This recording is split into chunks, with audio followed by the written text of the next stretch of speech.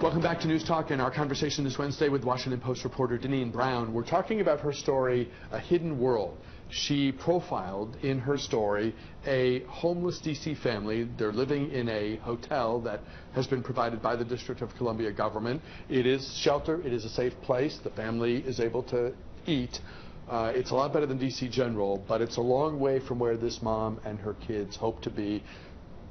Needless to say, the challenge of living in a hotel room is considerable. So that's what we've been talking about. That's what we'll continue to discuss with Deneen Brown. Phone lines open, 703-387-1020. If you wish to join the conversation in the moments that follow, we've got several more minutes with Deneen Brown if you would like to join the conversation today. Page one story with a riveting human element. What sort of reaction have you had? Well, the reaction has been divided. Of course, there are people who call in and they're very critical of a mom who they think is unstable and has 4 children. And then we have lots of calls from people who are showing compassion, who want to help, who feel that they could be in the same situation or may have been in the same situation, and they've offered donations, money, for the children or clothing. So there's been a lot of people who've reacted very strongly to the story. It must be interesting to be on the having gone through that, having written that story, which does touch. I know you're trying to put the facts out there, but you'd be pretty cold inside not to be impacted by this mom's this mom's life, and then to have this wide range of reaction come in. It must be sort of interesting to be on the receiving end of those emails and phone calls. It is.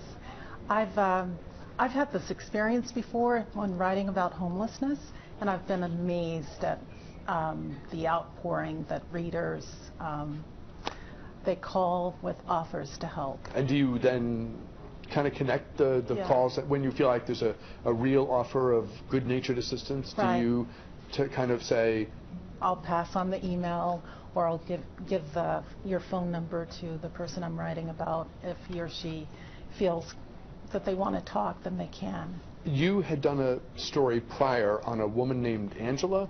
Yes. What can you remind us of what that one was, what that story was about? That story was about a woman who was homeless. She was afraid to live in shelters, so she found a bus driver who allowed her to sleep on her bus during his rounds from 10 at night until 4 in the morning, and she gave him the name of Mr. Wonderful because he allowed her a safe place to sleep. When that story ran back in 2008, there was one reader who read the story in the paper and decided to help her, found an apartment for her and her son, paid the rent for two years. My gosh. She ended up finding a job. Her son went to college, and I just spoke with her last week, so it's been more than 5, 6, 7 years, and she's still working.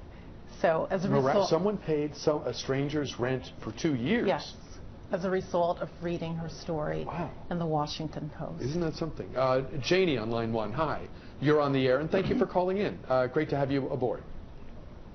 Hi, Janie. Hi. Go right ahead. My comment is that it's a real estate. We hear you. It's a real estate battle going on over land in D.C. You are raising the rent to $2,000 a month for people that's making $10 an hour. It's going to be more people homeless because the real estate, the mayor says she's making low-income apartments, but all I see is condominiums and people getting land and building condominiums. But where are the projects like they used to have for the poor people?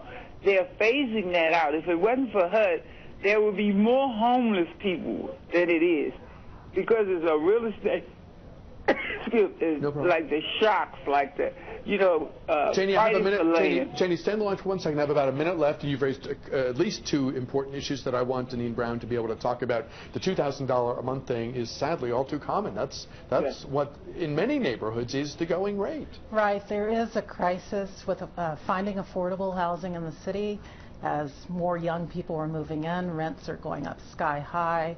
I passed an apartment building just yesterday, and the rent is $3,000. So what advocates for the homeless say is there's just a difficulty finding places to put people who live at or below the poverty line. And the mayor has set a very ambitious goal in this area. Right, right. The mayor is proposing building dormitory-style housing for some homeless families. Some advocates say that that's not good enough because they'll have shared bathrooms. But there is a problem finding affordable housing in the city. I walked past a flyer on a light pole the other day, $2,000 a month for a one-bedroom. Yes. It's a lot. It's a lot of money. But that's the challenge we find ourselves facing in the region right now, with the region being so popular. Washington Post reporter Deneen Brown with us today. Her story, A Hidden World, available online at WashingtonPost.com. Thank you so much. Thank you. Back with a program note after this.